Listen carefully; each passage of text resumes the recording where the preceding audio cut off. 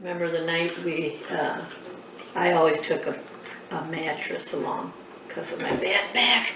You know, I couldn't sleep on that camp floor. So one night there was a storm. It has nothing to do with the mattress. That just come to me.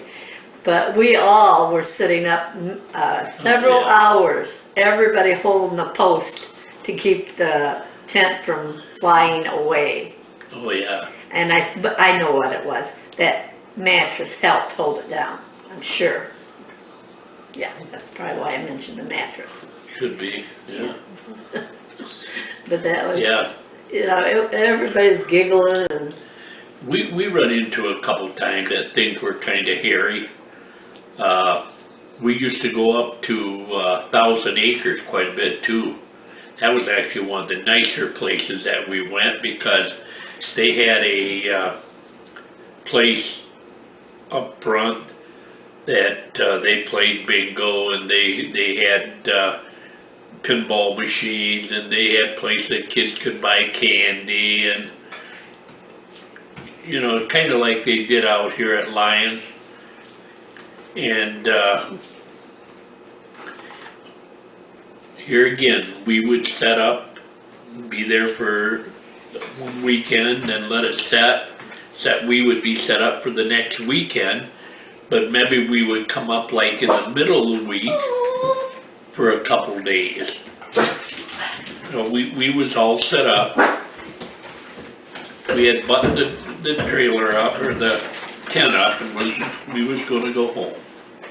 We had firewood in there. We always had the electric heater with us. And we had about 3 bicycles with us. So we had all that stuff in the tent and buttoned shut.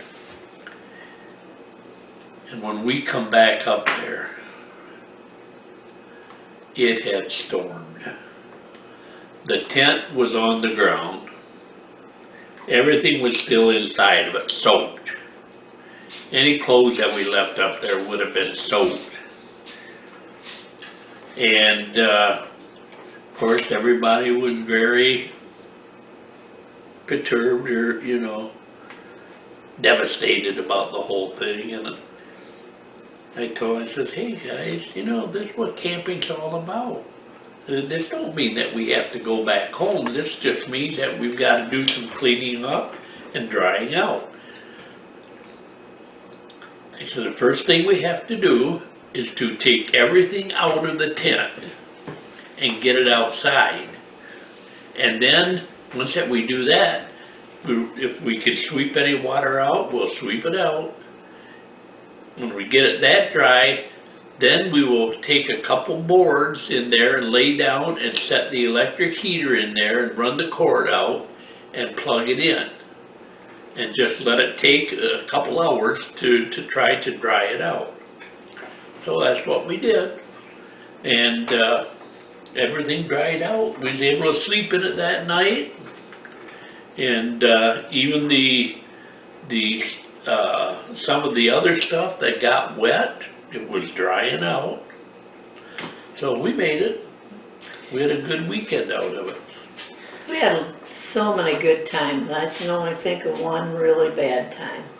Yeah. And was that at Pokagon? Was it?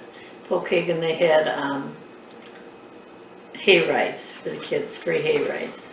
And our kids went, you kids went all the time. They went and they were out on the trail, and of course messing around, a lot of yelling and singing and whatever they did when they were on the hayride. We weren't with them. And Russ started hollering that he had his foot caught in the wheel. And I know Deb and Cindy and a couple of them were just telling him to quit screwing around, and he's trying to tell him that he has his foot caught in the wheel. Well, he finally got convincing enough that they stopped and he had his foot in the wheel. And it had taken the flesh down to the bone. He had to... It was all black from the tire. ended up in the hospital and we had skin grafts, and he was there probably a week or 10 days or more. But that was an awful, awful time.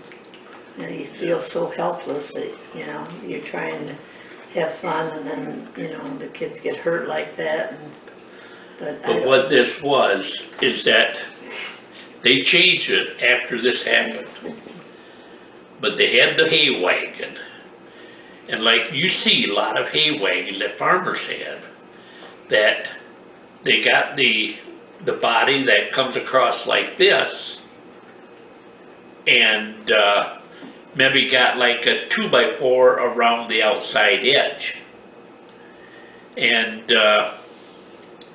so when your feet are underneath, hanging on the edge, if you do your foot back and forth, which is what Russ would have done, and when he came back, he got it under that tire and it pinned it right in there. Now, you go up there right now and you would find them that they had a board that came down about this far, that your foot couldn't get back that far, that it would hit your leg and would stop it. We had, over the years, we really had some wonderful, wonderful people that we've met camping. And some of the people that have kind of kept in touch with us, you know, like when we was in Natural Springs, we had all kinds of people that, and we knew just about everybody there.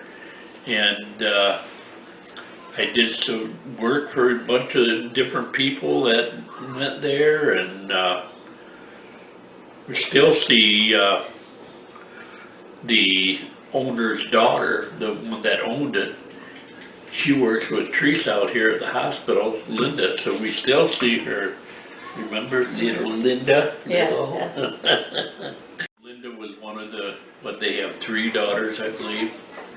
And she was one of the little ones, and she works with Teresa now, so we get to see her every so often. Of course, and Randy and Jackie. Yeah. At the Labar's there. Yeah. Across the way. Yeah. And, that's how they met. yeah. And Jackie liked Randy's van. Yeah. Huh? Yeah. Randy told us that one time. Not back then. Later, much later.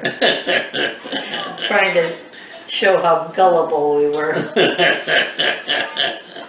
Yeah, I remember, and you know, it's funny because most people don't remember some of the stuff that I remember. Like the one, and it might have been Boris that had the dog. Do you remember the big dog? Was it Boris?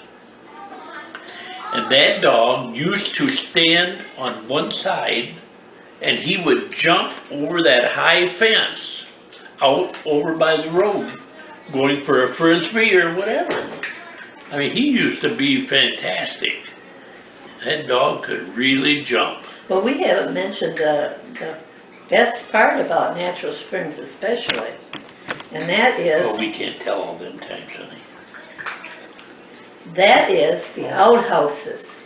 Oh, we used to yeah. love getting up in the middle of the night and Oh, going down to we sure the hell did. Yeah. Yeah. Yeah. I mean, they were the hole in the seat. Didn't even have toilet seat on it like the modern outhouses, you know, they put a toilet seat on it. It was just, we just loved it when we had to get up in the middle of the night and go. And then have to wipe But with them damn catalog paper. guys, they didn't have to go down there if they just had to pee. No. They went on a tree. Sneak around a tree, yeah, oh yeah. I remember one other thing up there that comes to mind often is the Northern Lights. Oh yeah, right. The only time I ever saw Yeah. it, and Felicia, well, we were all standing at the fence there Yeah. overlooking the pond and looking at it, and I remember having Felicia in front of me and holding on to him. And Yeah, that's yeah, the only time I ever saw the Northern Lights. yeah, It was beautiful. yeah. We used to see them quite a bit when I was a kid. from over there on Linfoot and Oddie. And yeah, but we was in an area that was relatively dark. Right. And open. And open, so them would come through better. And yeah, we used to watch them as kids quite a bit, and then we moved out of there, and we just moved down the road, but we never was able to bring them in again. But it might be because at that point then, there was the woods right behind us. You know, so we didn't have the clearing the way we had over there. Okay, we're back. Okay, the last time that we met, we was talking a lot about our camping, and I think we ought to just maybe even finish up a little bit more, that we know that's going to be the end, that we'll probably be talking so much on camping. And I keep stressing that mostly because that was the main activity of our family as all of you kids were growing up. That's the one thing that we did and put the money into to be able to do that satisfied everybody. Everybody was happy when we were camping. And I think a lot of when we were camping up at Poplar's Resort, even there, a lot of you kids were right at the age that we have a lot of memories through them. We have memories of Tabitha going with Bill, old Bill next door. Or not going with him, but being friends with him, and he'd go into the auction at Hillsdale Saturday morning, and invariably every time he came back he'd have some bananas for Tabitha and the kids. He always send back a big bunch with Tabitha. And he always seemed to give them to her. He was kind of his favorite. Remember that? How Bill used to. And then we had so many places that we went, like some of them we don't even hardly think of anymore, and we used to have great times there. We used to go to this little lake called Lime Lake. Some of you possibly don't even remember that lake anymore, but I can recall that as you pulled in and to your right, there was a big pile over there, and it was a big sand pile, just yellow sand, and you guys would just run up that thing and have the most fun play. Remember that? And then of course we had the old toilets there too. But if you recall, that lake was a very shallow lake. It wasn't very deep at all. Possibly the deepest part in it was 3 feet. It just was a shallow lake. That's some of the things that I remember most about camping.